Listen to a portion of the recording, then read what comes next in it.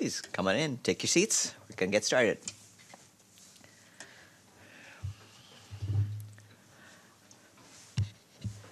Good afternoon, everyone. The Secretary General is wrapping up his 3-day visit to Pakistan just now, after a day in which he visited the Kartarpur Corridor, which allows Sikhs to travel between nearby holy sites on either side of the India-Pakistan border. The Secretary General visited a gurdwara, or Sikh Temple, in the Pakistani town of Kartarpur, and he was honored to visit the Kartarpur Corridor between the countries, which he called a corridor of hope. He told press after his visit, when we see so many parts of the world fighting in the name of religion, it's necessary to say that religions unite us for peace, and the best symbol is this shrine. Earlier, the Secretary General met with polio workers as he visited a kindergarten school in Lahore during the first nationwide polio campaign of the year. He gave 3 students the polio vaccine. He said he appealed to all leaders, including religious and community leaders, to fully support the government of Pakistan and other governments around the world to make sure that we will be able to fully eradicate polio. He tweeted, "Important gains have been made, but we need a concerted push to eradicate this awful disease." The Secretary General spoke at the Lahore University of Management Sciences, LUMS, this morning, saying that as we celebrate the 75th anniversary of the United Nations, he wants to reach out and hear from youth. He said that with the UN's 75th anniversary, we want to make the voices of young people count in the ways that policies are defined and actions are implemented, and he listened to the students gathered at the university. We expect the Secretary General to be back in New York tomorrow afternoon. And in a statement yesterday, we said that the Secretary General had been following closely the talks between the United States and the Taliban about a significant reduction of violence in Afghanistan aimed at opening the way for intra-Afghan peace negotiations. During his visit to Islamabad, he expressed his sincere wishes that such talks are successful and lead to an Afghan-led peace process. He reiterated the United Nations' readiness to provide any assistance that the parties may require. Martin Griffiths, the Secretary General's Special Envoy for Yemen, today told the Security Council that we are witnessing in Yemen what we have long feared. During the past month, he said, the military situation has grown increasingly dire, and both sides have announced expansive military goals and exchanged fierce rhetoric. The Special Envoy said that the leaderships of both parties have the ability and responsibility to rein in the violence, scale down the rhetoric, and commit to a more sustainable de-escalation. Prior to the recent increase in violence, he noted, the parties had considerably reduced the number of airstrikes and cross-border aerial attacks. This de-escalation had a strong, positive impact on the prospect of peace, and can do so again if the parties are committed, Mr. Griffiths said. The Special Envoy added that he is concerned that the escalations may also threaten the progress made in Hodeidah, where the situation is vulnerable to an increase in violence. Emergency Relief Coordinator Mark Lowcock also briefed the Council on Yemen and said that hostilities have escalated significantly along several fronts, most notably in the governorates of Marib, Al-Jauf, and Sana'a. Fighting in these areas has displaced more than 35,000 people since mid-January, he said. Mr. Lowcock said that access is essential if we are to continue saving millions of lives across Yemen. Yet the space we need to do this work has been narrowing from all directions. He said that we are now entering the 6th year of this war, and enough is enough. The United Nations remains alarmed about the safety and protection of over 3 million civilians in Idlib and surrounding areas in Syria, as reports of incessant airstrikes and shelling continue to exact a heavy toll on the civilian population. Yesterday, 7 communities in Idlib and 4 communities in Aleppo governorates were reportedly struck by artillery shelling, while airstrikes affected 12 communities. The Office of the High Commissioner for Human Rights has also verified appalling incidents where camps for displaced persons, the very places where families have fled to seek safety, have been affected by bombardments.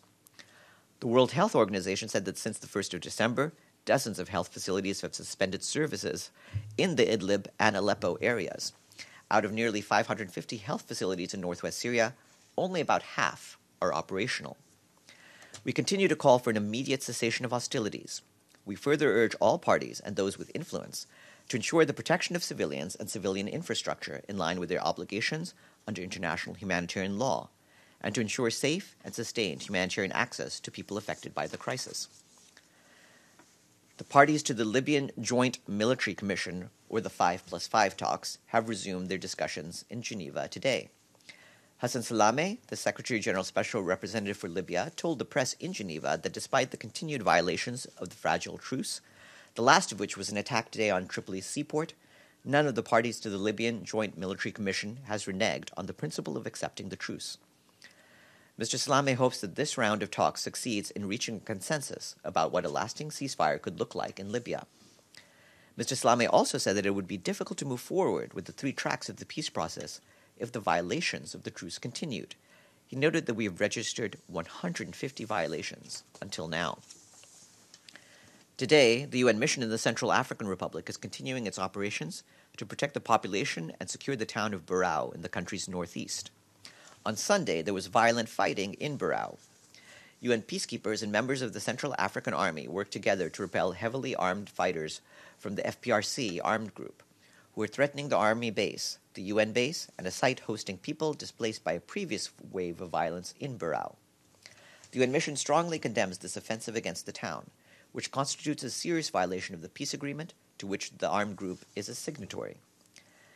MINUSCA also denounces the threat by the FPRC leadership against the UN mission and condemns the armed group's attempts to exploit civilian populations, including the use of women and children, as human shields, both in Ndele and in Burao. In a statement issued yesterday afternoon, the Secretary General expressed his deep concern over reports about the killing of civilians, including children, last Friday in an attack on the village of Angarba in the northwest region of Cameroon. He extended his deepest condolences to the families and called on the government of Cameroon to conduct an investigation and to ensure that those responsible are held accountable. The Secretary General also called on armed actors to refrain from attacks against civilians and to respect international humanitarian and international human rights law. On Sunday, a humanitarian mission was dispatched to assess the needs of the displaced. Because of security concerns, the mission did not reach the village, but staff were able to speak to the displaced and survivors about 2 kilometers away. According to reports from trusted sources to the UN in Cameroon, armed men reportedly killed over 20 civilians, including children, in the village of Ngarba.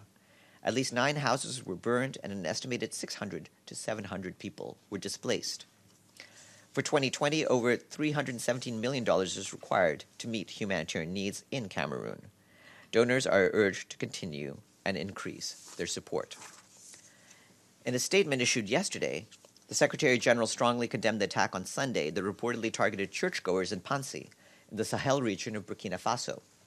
The Secretary General extends his deepest sympathies and condolences to the families of those killed and wishes a speedy recovery to the injured. He stresses that the perpetrators of this horrendous crime and the series of others that have preceded it must be brought to justice. The Secretary General reiterates the commitment of the United Nations to support Burkina Faso in the fight against violent extremism and the achievement of sustainable peace and development. In South Sudan, the UN has strongly condemned the brutal killing of an aid worker in Pibor County, Jonglei. On the 12th of February, a humanitarian vehicle was stopped along the Pibor-Gumaruk Road at a roadblock manned by an armed youth who captured 2 of the 4 aid workers in the vehicle. One was shot, a South Sudanese national, and the other released. At least 116 aid workers have been killed since the start of the conflict in December 2013, and most have been South Sudanese nationals. The UN Refugee Agency today said it is deeply saddened by reports of the deaths of at least 20 people, among them women and infants, during a stampede for food and cash in Niger's Difa region on Sunday. It is feared that the number of victims could rise as more information on the casualties is received from hospitals and health centers in Difa. The assistance was being distributed independently to Nigerian refugees hosted in the area by visiting authorities from Nigeria. In a statement, UNHCR's representative in Niger said they appreciate all efforts by individuals trying to help refugees, but strongly appeal for these efforts to be coordinated with local authorities in Niger as well as with humanitarian actors. UNHCR, which was not involved in Sunday's distribution, has been providing protection services and assistance to refugees and those internally displaced in southeast Niger, and has an aid distribution mechanism in place to ensure that this can be done in a safe and effective manner. And following my briefing, Rima Baza, the spokesperson for the President of the General Assembly, will be here to brief you. Is there anything for me before we get to Reem? Yes, Maria. Thank you, Farhan. Today, Security Council will discuss the situation in Ukraine and the implementation of Minsk agreements, as last week marked 5th anniversary of this document.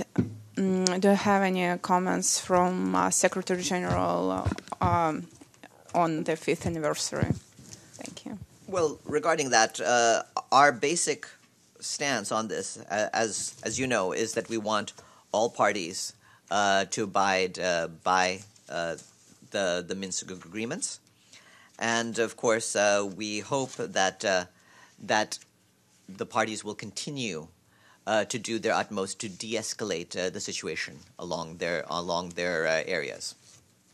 And I forgot to ask who will brief Security Council today. What did you say? Who will brief Security Council?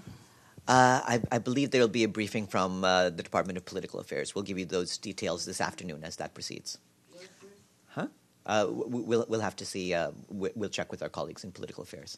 Yes, Ibtisam? On the 5+5 meetings, are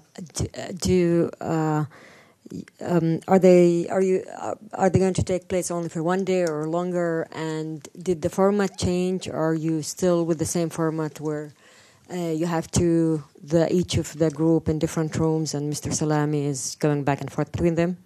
Mr. Salame spoke to the press and didn't have any particular changes to report at this time. If that happens, if there are any variations in how he goes about the process of bringing the parties together, he will keep people informed at that point.